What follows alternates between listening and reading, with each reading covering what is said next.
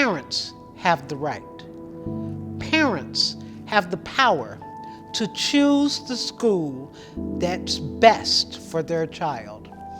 I'm Virginia Walden Ford, and I've spent my life fighting for parents to make that choice. This fight won't be over until every child is in a school that they deserve and that meets their needs. Every child. Put children first. But relics of 19th century bigotry were trying to take that choice away from us. Parents were treated as pipes to a school based on a zip code. And it took the courage of one single mom from Montana to take the fight from the big sky of Montana to the steps of the highest court in the land. This is any parent's story. This is every parent's story.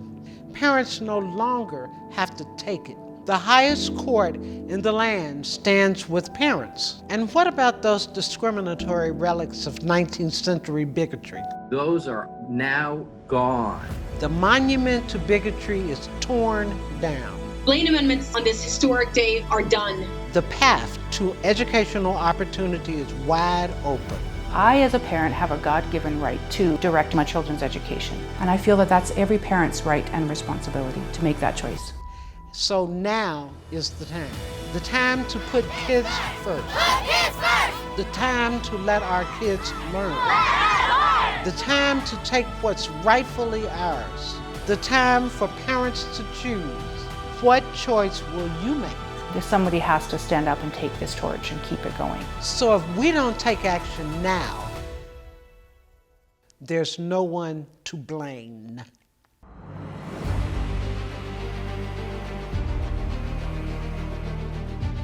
This is the Big Sky Promise.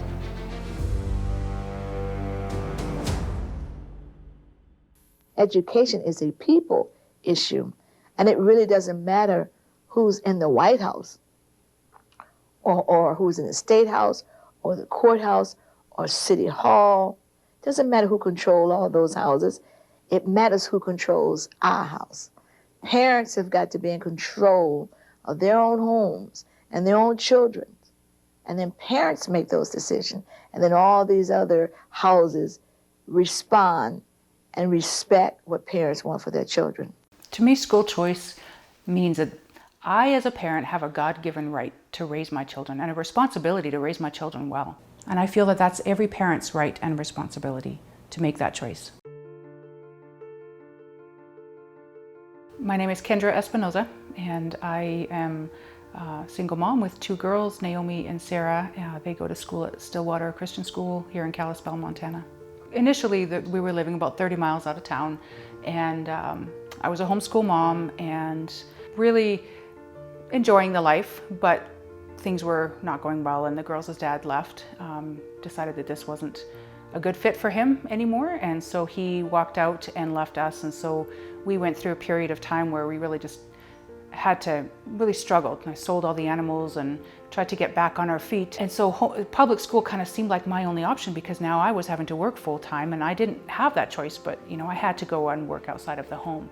Kendra was sitting there with two kids, no money, no job. Her house was going to foreclosure. She immediately sprang into action. She moved them into town. She put the kids into public school, and things were going okay, but the kids were not doing that well in the public schools. They were not thriving. Naomi has always been very vocal in sharing her faith with her friends at school, and because of that, she tended to get ostracized and maybe picked on a little bit and teased by some of the parents just for the fact that she likes to share her faith. For me, it bothered me to hear that there were parents that were willing to say that in front of other kids.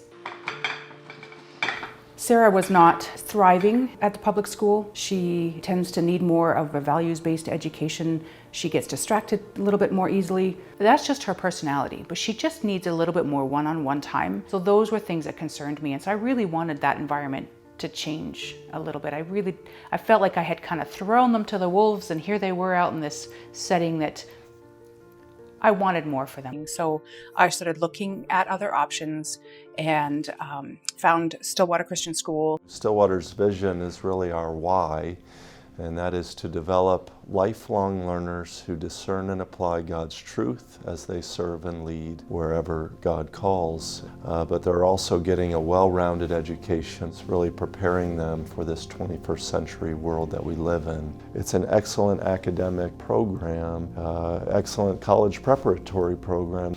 God calls parents in Ephesians chapter 4 to raise up their kids in the teaching and discipline and instruction of the Lord. It's a parental responsibility. My name is Jeri Anderson. My daughter Emma attends Stillwater Christian School in Kalispell, Montana. Emma and I became a family in 2008. We were joined together as a family at the Department of Adoption Affairs in Nanchang, China. From that moment, it's been an incredible journey with her. When we got home, she was a little sponge. So early on, I knew I needed to find an environment that was going to foster that need to be challenged. I chose Stillwater Christian because of the Christian values. I chose it because of their history with academics. It's a decision I've never regretted. Two single moms, two different stories in Montana, one choice. No matter what you call it, the fundamental principle is the same. It comes down to one word. It's freedom. The fundamental freedom that parents would have to choose the best education for their particular child. School choice really is important. I get to direct where my kids are taught and what they're taught and what they hear and what they see. But I think that's important for all parents to have that right. Well, number one, I'm the parent. And so I know what's best for my child. I'm a product of public education. I went kindergarten through 12th grade here in Kalispell. But I just know it isn't an environment that would work for Emma. She needs to be in a smaller environment. From the beginning, I chose Stillwater because I knew it was the best place for Emma. I don't see her being lost on campus as just a number. She's a student with a name. It was a no-brainer with Stillwater. I'll do what I have to keep her there. And the stories from the Espinoza and Anderson families represent dilemmas that millions of families face every day. You know, we have the benefit of more than 30 years of history now with a variety of educational choice programs across the country. And all the data points to positive outcomes for students, no matter how you slice the studies. They're small, they're regional, they're state, they're national. When students and parents have options, they do better. Our education systems are sort of a one-stop shop, one size fits all. And not every child learns the same way. Being able to provide those options is important. Public education is about educating the public's children. We just need to find out the best ways to do that. I really think a one-size-fits-all approach that says kids have to have this and everything else is inferior is really misguided because it takes parents out of the mix. We have school choice in this country, so long as you can afford tuition at a private school or afford to live in the right zip code that has high-performing public schools. If you don't have those resources, though, you're stuck in the public school the local government has assigned your child to. Education shouldn't work that way. Because the goal of education is to help students achieve prosperity. And the way to do that is great education. And if we can't give our kids great education wherever it is, then we are failing them, as the data continues to show. The United States public school system is a $700 billion industry, but globally, American students are falling behind, especially in math, science, and reading. The U.S. spends about $13,000 per student in the public school system, which is one of the highest in the world. But it's nearly a 50-50 split between instructional spending and operational costs for that student. The biggest expenditure of any state happens in a socialist-type funding model. If we continued to fund public schools and public education in that manner, that over time, the result would be mediocrity. The problem is that money isn't technically attached to the student, but instead feeds the $700 billion beast known as the public school system. The money they pay in taxes should follow the child, not a building, not a teachers union, but the child. Only school choice puts all the incentives in a way that you get quality education and parental control. We don't have money following students unless there are choices. And so we're not even spending money based on the students' needs. We're spending money on a system. At the end of the day, after literally billions of dollars have been spent to create this system, the last thing we think about is education. Until money follows the student to the school, we will have inequity. Money will be wasted, and we will not have the success that we need. So money plus choice equals great outcomes. We interviewed a number of parents around the country that were either in choice programs or in choice schools. And one parent said it best. She said, when you give us a choice, you give our kids a chance. And to me, that's really the bottom line. Human flourishing is part of human dignity. It's part of what we believe as Americans, right? The pursuit of happiness. How our kids are educated is part of that pursuit of happiness. If my children don't have that opportunity, and other parents' children don't have that opportunity to educate their children well in an environment that works best for that child, how can they grow up to reach their full potential? As citizens of this country, we have that right. People who support the public schools have always tried to kill private education, and the Supreme Court rejected that in a case from 1925. Pierce versus Society of Sisters, that said the child is not the mere creature of the state, and that parents have the right and the responsibility to direct the education of their children. The argument of the other side is that school choice is going to take the cream off the top and leave the public schools with those students that have more challenges. In reality, it's absolutely just the opposite.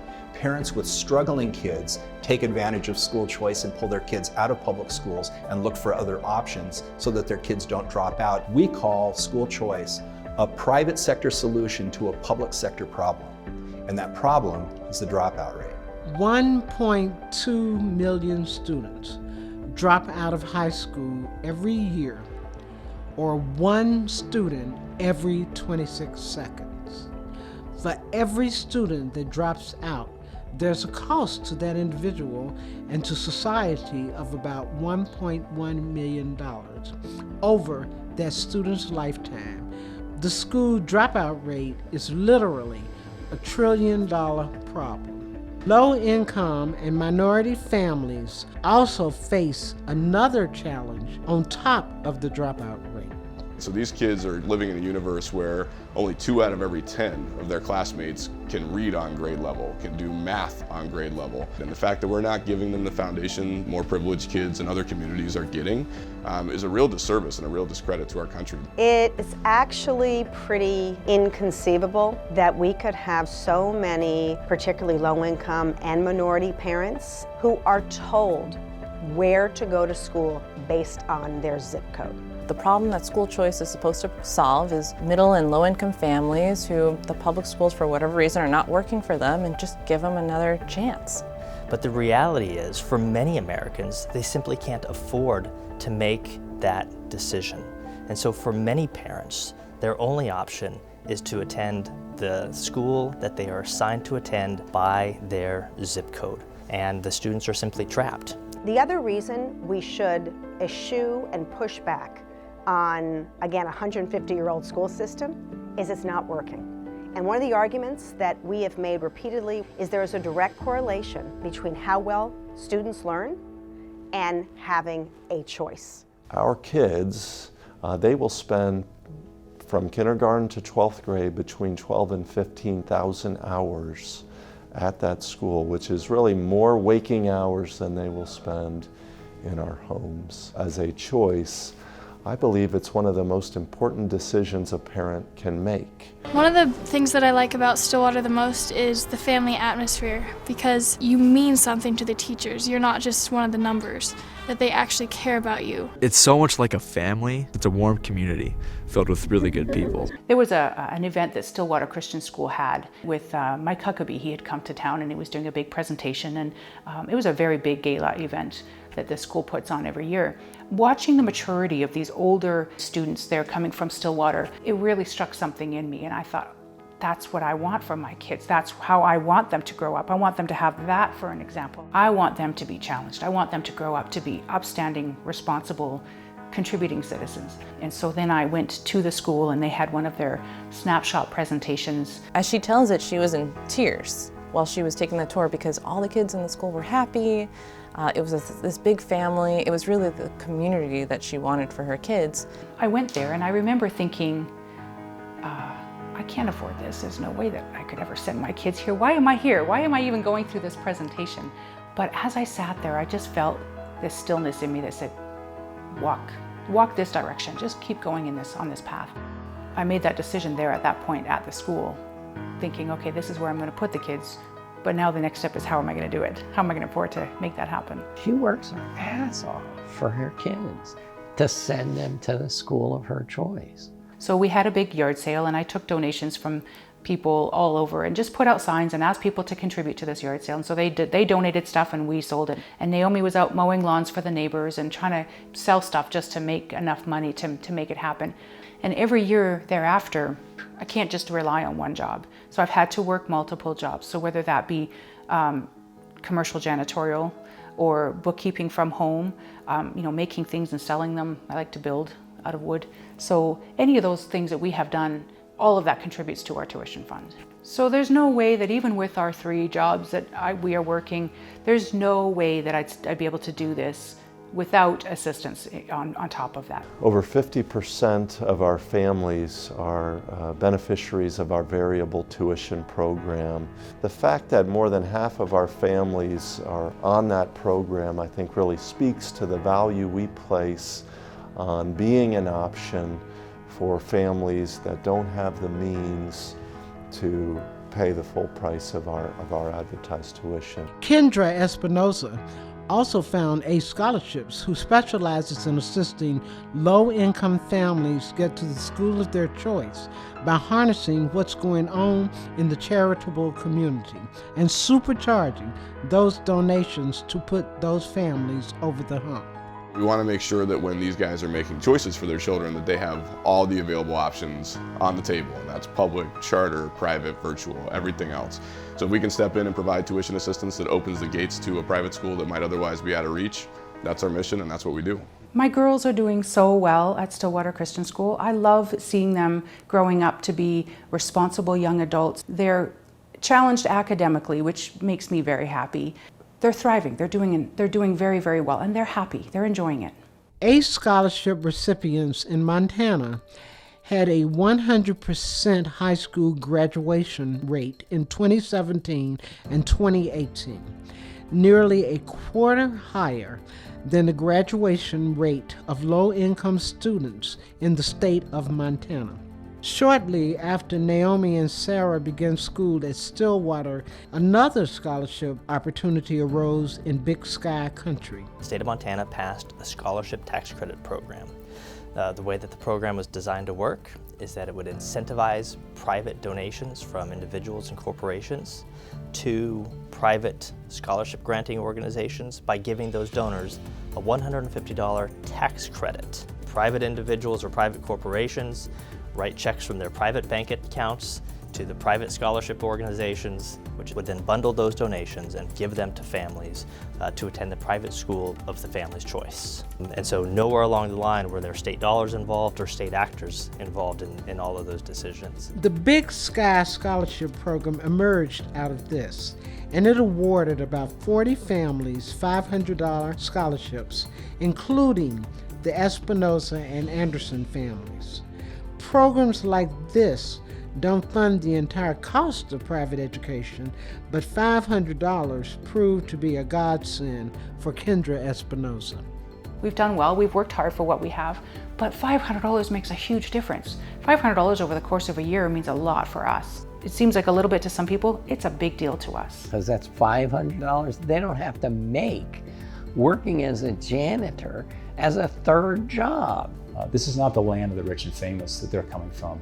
These are just hard-working moms here in Montana. They're struggling to make ends meet, but they want the very best for their children. You don't want to cross them. One of the many myths about parental choice programs is that they drain money from the public school. The state spent more than $14,000 per student at Montana public schools in 2019. The state tax credit going back to the private individual who donated to the Montana School Choice Program $150, 100 times less than the amount it costs the state to educate a child.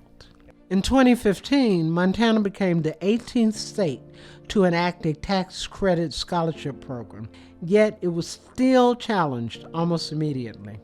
The Montana Department of Revenue looked at the program, took a look at the Montana State Constitution, and so they passed a rule, Rule 1. The Department of Revenue rule says a new $150 tax credit to help private school students cannot be used to help kids attending religious schools. For the government to step in and say, you're not counted in this, you don't get to participate in this because your kids go to a religious school, to me that was discriminatory. If this scholarship program is completely taken apart and we no longer have that as an option, we can't stay at Stillwater School.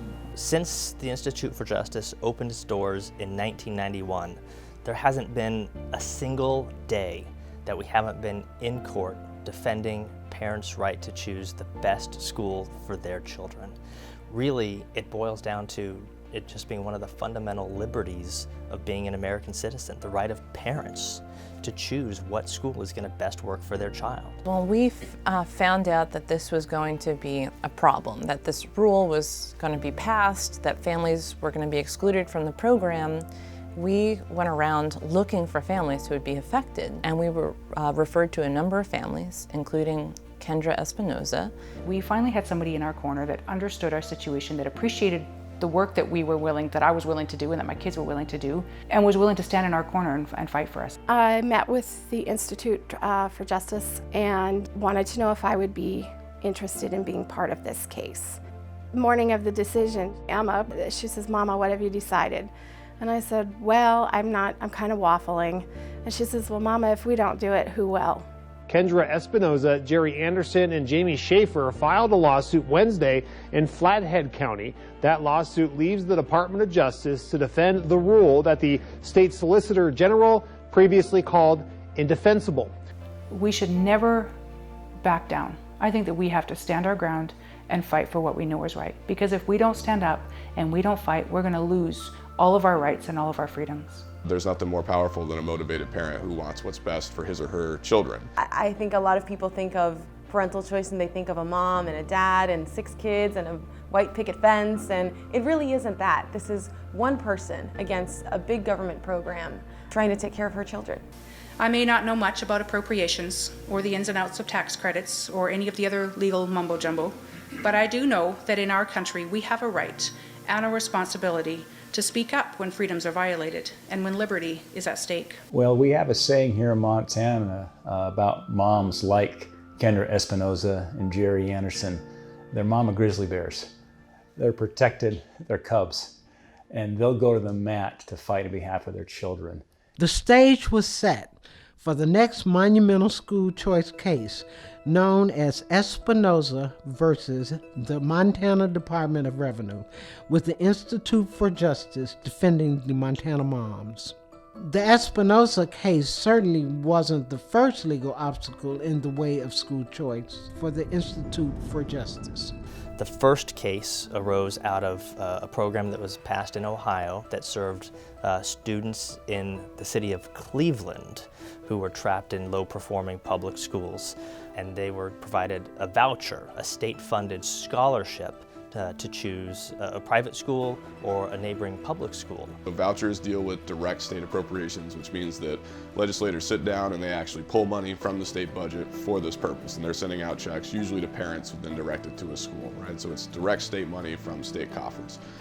And that was the Zelman case. That was a question of whether whether school vouchers violate the Establishment Clause. And that's whether, say, if you give vouchers to a child to attend a religious school, is that government funding religion? Is that establishing a state religion? And the court said in a 5-4 decision that allowing families to choose religious schools in an otherwise religiously neutral school choice program was perfectly constitutional. And so long as the program operates on private choice of parents, meaning that parents rather than government make the choice of which school their particular children will attend, these programs are perfectly permissible under the federal Constitution. Parents are the conduit for money, that the state is not in fact paying for religion. So Zelman codified that parents in fact can drive the education of their child, that they can spend the money allocated for their child's education at any school as long as the state gave you that authority. And that really opened up the door to a lot more of these programs. And they've been overall very, very successful. And parents typically have over a 90% satisfaction rate with these programs.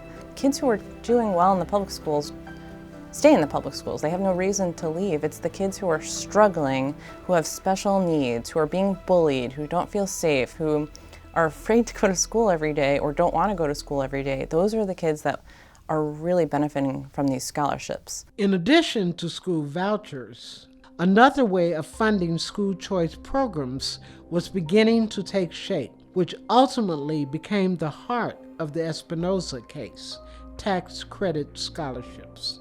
The way that works is that individuals or corporations are able to donate to a fund that gives scholarships to children to attend private schools. Then when they filed their taxes, they're able to get a credit for that donation that they made. You choose whether or not you want to give money to someone to take to a school.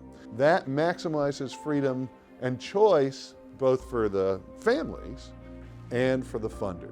Arizona adopted its tax credit scholarship program in 1997, and it was challenged immediately. The court in Arizona Christian School Tuition Organization v. Wynn ultimately said that the plaintiffs who brought the case never had legal standing because tax credit programs are funded not with public dollars, but with private ones. In the midst of that legal battle for tax credit scholarships in Arizona, a school choice movement was brewing in Big Sky country. So 2008 is really when the narrative changed.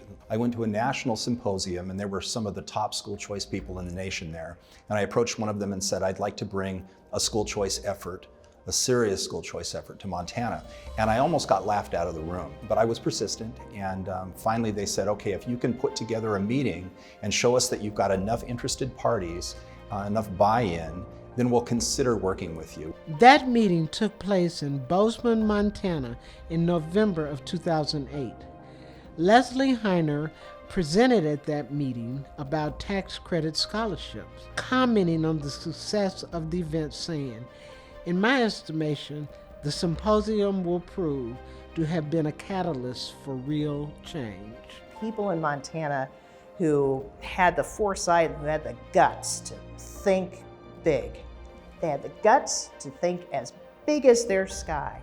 It was at that point that I knew, okay, Montana has something really good going on here. When we came in, we quickly realized that the real crux of the issue was not free market capitalism. The crux of the issue was kids. And we had a problem in Montana. We had 2,000 kids a year dropping out of Montana schools. We need options, as many options as possible, so kids that are in danger of dropping out can find their perfect educational fit. And when we did that, it took off as a movement. But with school choice, you always have to, get through the legal barrier, but more importantly, you have to get through the political barriers. With the school choice political barrier broken in Montana, Kendra Espinoza and the Institute for Justice were just beginning their battle to break the legal barrier to parental choice. The Department of Revenue, who was the government agency who was in charge of administering the program, came in and enacted a rule that said scholarships could not be used at religious schools. So we heard about this and we sued. As soon as the Montana Department of Revenue went forward with this rule, we had 2 district court decisions in Montana, both in our favor, so we felt like we were doing well. We knew the problem would be the Montana Supreme Court. in session. The argument had gone very well. All of us who were there were pretty sure we had won. We had never lost on the basis that this is public funds. Well, a major ruling today from the Montana Supreme Court when the court strikes down a controversial tax credit that indirectly helps private schools in Montana. I was very disappointed in the state of Montana. I was very disappointed. I was shocked. I actually wasn't expecting that. I was anticipating a ruling in our favor because to me it just seems like this is a no-brainer. To me it just seemed like it's obvious that it's discriminatory. Now the High Court said the $150 tax credit passed in 2015 is unconstitutional because it amounts to aid for religiously affiliated schools. And they issue their decision saying it's public money and it's aid to the schools, both of which are wrong on the Montana Constitution. And not only did they say that you had to exclude religious schools from the program in order to comply with a provision in the Montana Constitution, but they then invalidated the entire program because they said that was the only way to ensure that not a single dime of money went to a family going to a religious school. It's a shameful argument. The only reason the program was invalidated was because it included religious schools. Just so you know, they totally blew it. A group that fought to preserve that tax credit says it plans to appeal the decision to the U.S. Supreme Court. The Institute for Justice filed a cert petition appealing the Espinoza case to the United States Supreme Court. For the 2019-2020 term, the Supreme Court agreed to hear 73 cases out of about 7,000 appeals. Only 1% of appeal cases get the chance to be argued in front of the highest court in the land. Well, the state of Montana decided in 2015 that students attending private religious schools cannot benefit from a new state tax credit. Now, the state will defend that decision before the U.S. Supreme Court. The nation's high court announced today it will take this case. That was a moment of hope. Initially, when I started with this case, I had no way of knowing where we'd be 4 years later. I simply wanted to make a difference for the community around us. If I had known that I'd be petitioning the highest court in the land, or that this case would potentially impact so many families across America, I might have been too afraid of the responsibility and maybe not have pushed through. But I do know that in our country, we have a right and a responsibility to speak up when freedoms are violated and when liberty is at stake. Emma's words echo in the back of my head. If we don't do it, Mama, who will? This is big sky country, so let's have it go big. Dick Comer retired in May 2018, but came out of retirement to argue the Espinoza case at the United States Supreme Court. This would be the third Supreme Court case related to school choice for the Institute for Justice. The date for the historic Espinoza argument was set for January 22nd, 2020. Parents should have a choice where their children go to school, and they should have that choice regardless of how much money they make. That's what school choice is about, and that's what this case is about, and we're gonna win it. The legal battle was raging, but Kendra, Jeri, and the Institute for Justice were fighting discrimination more than 150 years old. Discrimination still found in 37 states. Discrimination that remains the biggest legal barrier to school choice. The Montana Department of Revenue enacted a rule excluding religious options from the program. They claimed that this rule was required by a provision in the Montana Constitution known as a Blaine Amendment. The Blaine Amendment. Blaine Amendment. Blaine Amendments are a relic of 19th century anti-Catholic bigotry. Blaine Amendments are interesting little things that won't go away. The United States, the most free nation in the world, harbors a 19th century discriminatory practice called the Blaine Amendment that prohibits people from making a determination. As I see it, the Blaine Amendment is a sad, unfortunate, and almost humorous blip in history. There's a direct correlation between the origin of the Blaine Amendment and the creation of the public school system. A guy named Horace Mann is considered the father of the American public schools. His battle was with the religious private schools. which were denominational. In the 1830s, the idea of a secular education is sort of an oxymoron at the time that the public schools are starting. And so what Horace Mann was trying to do was to create non-denominational public schools. But those common schools were predominantly Protestant in orientation. They were not the thoroughly secular public schools that we are familiar with today. The schools were Protestant, kids read from the Protestant Bible, they recited Protestant prayers, they sang Protestant hymns, and they bashed Catholics a lot. As Catholic immigration increased to this country, this became a problem because you had newly arrived Catholic families whose children were compelled to attend public schools that were essentially Protestant schools. Their argument was simple. If the Protestants have a publicly funded school system, we should also receive a share of the school funds so that we can have a Catholic school system. You can imagine how that went over with the Protestant majority at the time. There was a virulent anti-Catholic backlash, and that really metastasized after the Civil War. In 1875, a well-publicized speech by President Grant talked about the supposed threat of Catholics to the public school system. President Grant called for an amendment to the U.S. Constitution to prevent funding for sectarian schools, and it was an open secret, and the U.S. Supreme Court has acknowledged that it was an open secret, that sectarian was code for Catholic. A gentleman named James G. Blaine took up the president's charge. James G. Blaine. James Blaine. James Blaine. Blaine for Maine. James G. Blaine heeded that call and introduced an amendment to the U.S. Constitution. That is what we frequently refer to as the Blaine Amendment. Instead of just saying there'd be no establishment of religion, Blaine suggested it ought to go on to say, and there shall be no federal financial aid, direct or indirectly, to any church or religious school or group or pastor or minister, etc.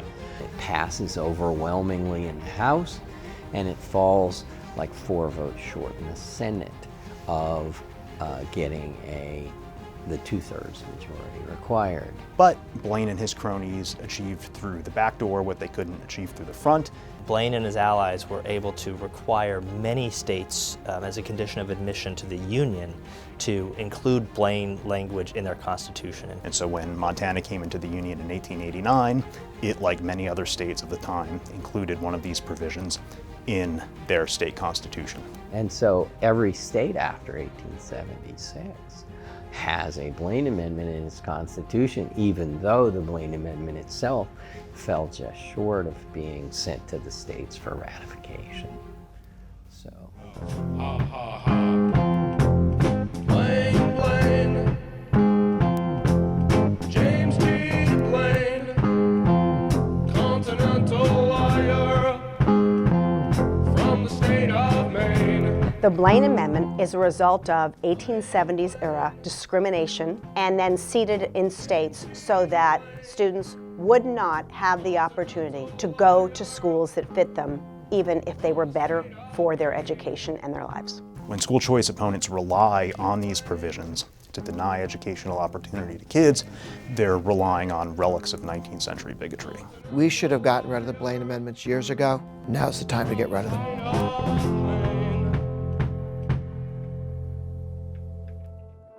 The notorious Blaine Amendments are found in 37 state constitutions and represent the biggest legal barrier to school choice.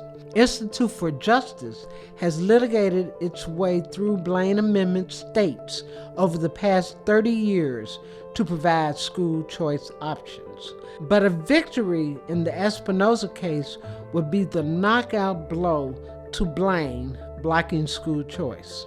But a decision against Espinoza could nullify what is arguably the largest school choice bill in American history.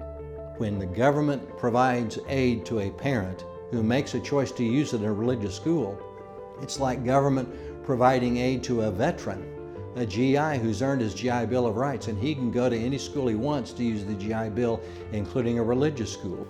People don't even realize that after World War II, 2/3 of the GI Bill money was used for high school and technical school education, not for college.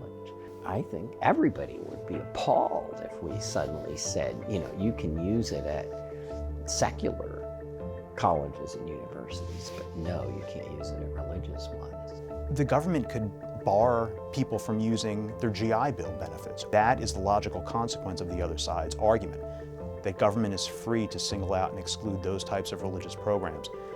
If that's true at the K through 12 level as well as the higher ed level. Blaine Amendment cases have been settled at the Supreme Court. In 2017, Mike Whitehead was the legal counsel on the biggest Blaine case to go to the highest court in the land. A landmark legal battle that could be a game changer for the Espinoza case.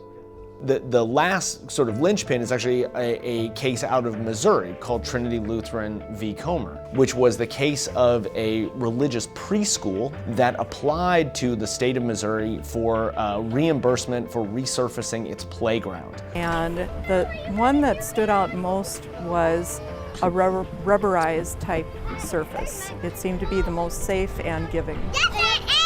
Well, lo and behold, I found out that the state of Missouri, through the Department of Natural Resources, had a program to offer grants for recycled vehicle tires products. And it was open to supposedly everybody to apply. And she said, well, Mr. Glenn, let me make it clear, we do not discriminate against anybody applying. So he applied, and a couple weeks later, the same secretary called him. Good news, we had about 44 applications for the grants. We ranked them all on a point system, and you were ranked number 5 out of 44. We have enough material to fund about 14 grants, so you're definitely going to get a grant. A day or so later, he gets a call back, and he's told, well, unfortunately, you're a church, and therefore you didn't qualify for the grant. He says, so you're telling me we definitely would have received the grant except for legal department's opinion that because we're a church we don't qualify. She said, that's right. It made us feel like we were second-class citizens, like the safety of the kids that were playing on our playground didn't matter as much as the kids that were playing on other playgrounds. That it was a matter of principle because they didn't think it was right for them or for other people of faith in America to be treated as second-class citizens. We'll hear argument first this morning in Case 15-577, Trinity Lutheran Church versus Comer. After listening to the oral argument, I went to the cloakroom of the Supreme Court and texted my client, but I think there's a chance it could be 7-2 because Justice Breyer stunned everybody when he asked the Solicitor General, does the Constitution of the United States permit a state or a city to say we give everybody in this city police protection, but not churches? We give everybody fire protection, but let the church burn down. I'm not going to take the position that it permits those laws. All right, now you say no, it does not permit those laws. Very well. How does it permit Missouri to deny money to the same place for helping children not fall in the playground, cut their knees, get tetanus, break a leg, etc.? What's the difference? And what's the difference? The die was cast and the momentum had shifted, and this now had become a principle of equal access to a public benefit, not about strict separation of church and state. Mike Whitehead's prediction rang true as the Supreme Court rejected the use of Missouri's Blaine Amendment and ruled in favor of Trinity Lutheran 7-2. Because of this long historical tradition that I think really was rooted in anti-Catholicism. The real fear is that the principle of the Trinity case would be applied to public benefit programs to religious education. And so that was behind Justice Sotomayor's dissent when at the close of her dissenting opinion she said, the principle of separation of church and state has been removed from a principle of First Amendment law to a mere slogan. That's been my goal for all of my career, is to see the courts recognize that the text says Congress shall make no law respecting an establishment of religion or prohibiting the free exercise thereof. None of those words are high wall of separation between church and state. The constitutional text protects all people of all faiths and gives all people the right of equal access even to public benefits. When you see those infringements, don't just say, I'll go along to get along, be willing to stand up. We're seeing good results when people are willing to stand. So we urge people, be encouraged. It's worth the fight, and it's a fight we can win. Today's argument was 30 years in the making. We'll hear argument this morning in Case 18-1195, Espinoza versus the Montana Department of Revenue.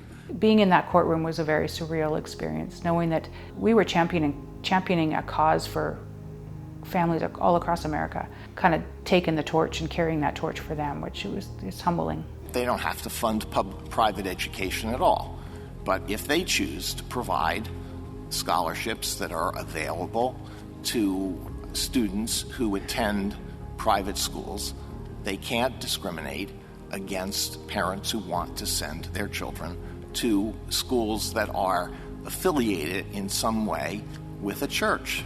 You saw what Justice Kavanaugh, as he asked some very pointed and direct questions, he was getting at the core of this, which is this Blaine Amendment. If you're running a scholarship fund and there's a group of people lining up for the scholarships, are you secular? Okay, you can get it. Are you Catholic? No, you're out because you're Catholic. Unconstitutional?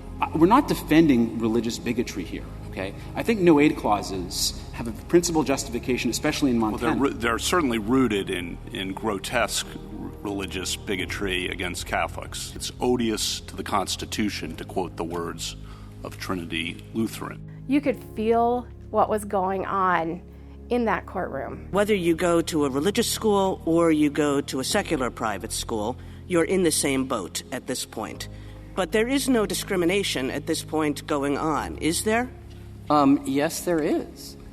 You can't let the remedy shield the discriminatory judgment. The discriminatory judgment is in mistakenly believing that this Blaine Amendment and the application of it did not violate the federal Constitution. If they got that question right, we wouldn't be here. There was a sad and kind of confusing distinction being made by Justices Kagan and Ginsburg and Sotomayor about this being about aid to schools. Any case that involves Article III standing where the intended beneficiaries of the program the school's the intended beneficiary. I respectfully, Your Honor, I disagree. Much of the argument had proceeded on an incorrect assumption, and that is that school choice programs aid schools.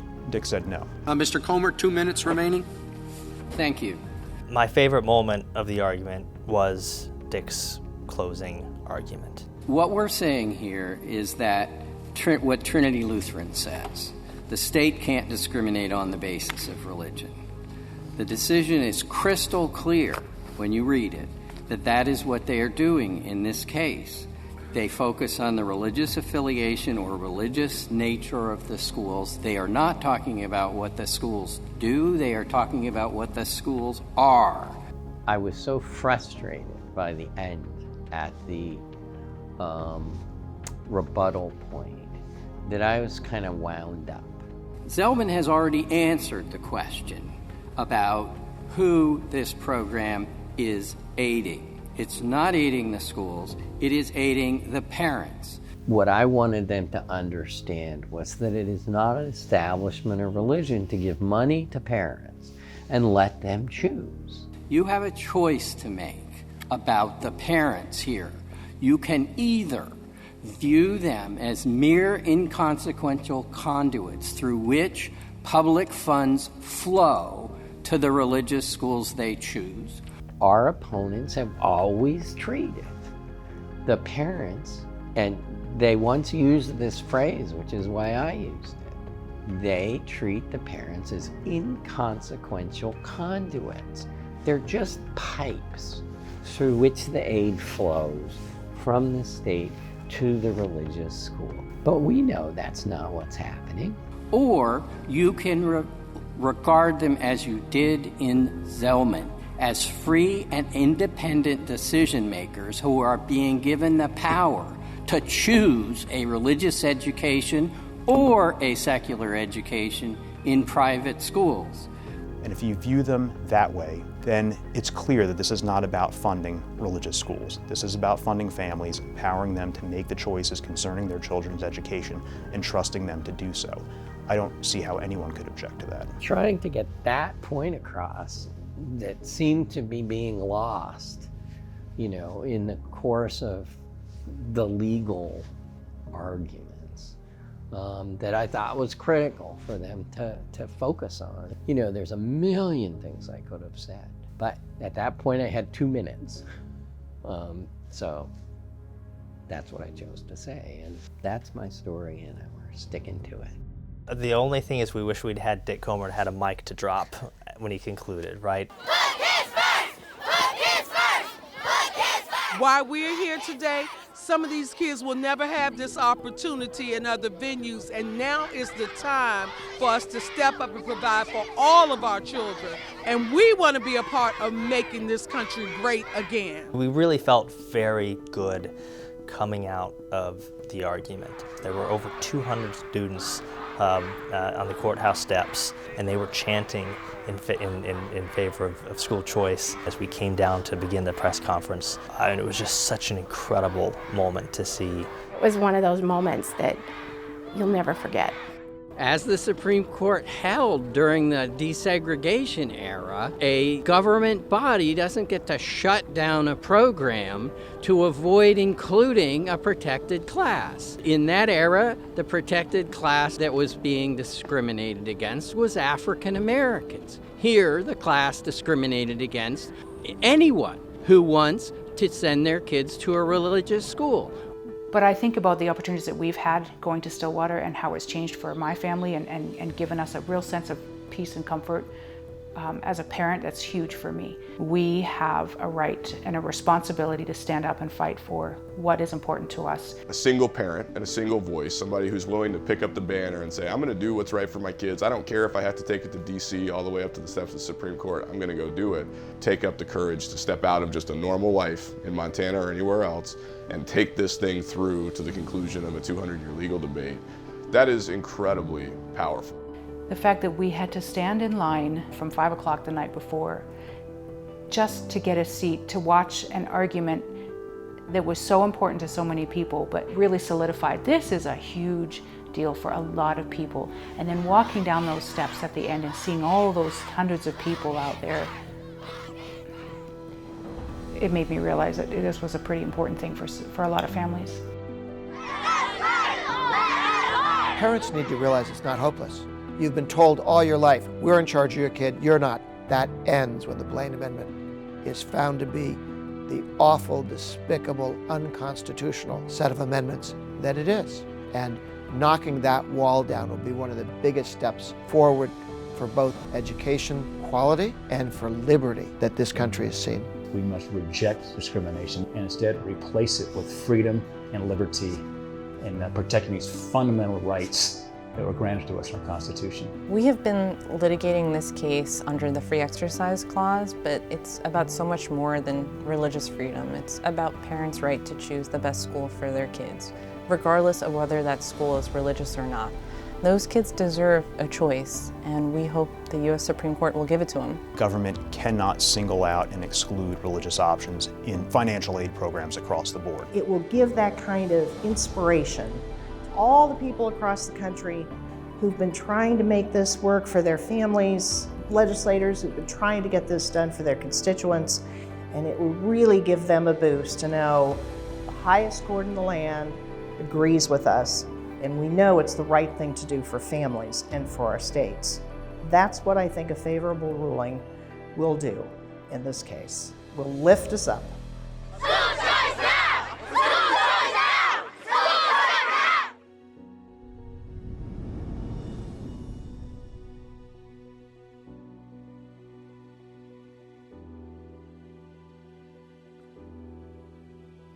And so it begins. I don't know, I'm more nervous this morning than I have been. So maybe that's a sign. Oh, we're there. Yeah. Oh my gosh.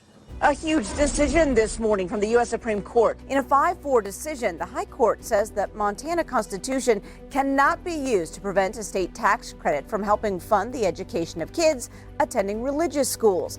I'm thrilled. I'm thrilled. And it's a victory for us, but it's a victory for all kids.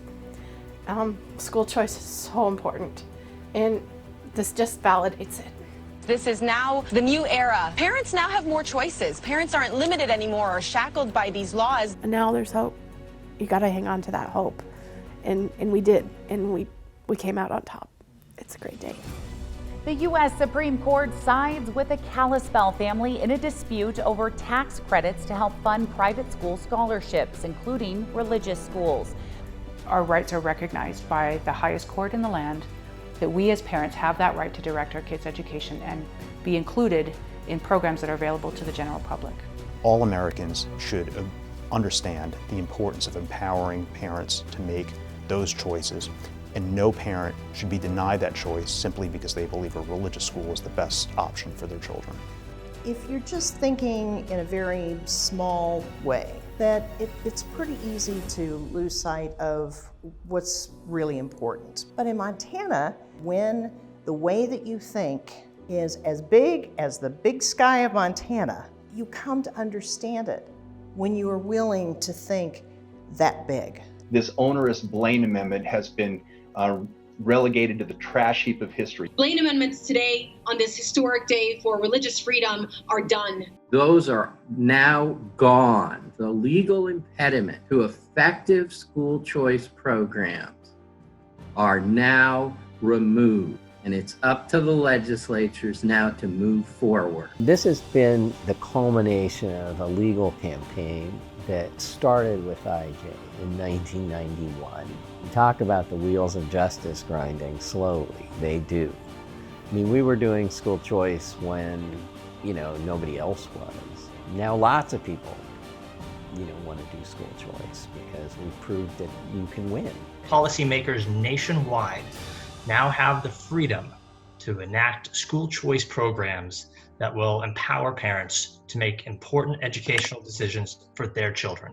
Choice is just that, it's choice. The hope is that school choice can truly revolutionize education in America today. I don't think the work here is done, and I don't know that people should be entirely complacent about these Blaine amendments just because of this decision. There's a lot to be said for just not leaving these Blaine amendments on the books as a monument to bigotry. The Blaine amendments still have that potential. If you just wiped out the Blaine amendment, you would essentially wipe out the debate. I'm a mom, and I'm trying to do what's right for my child.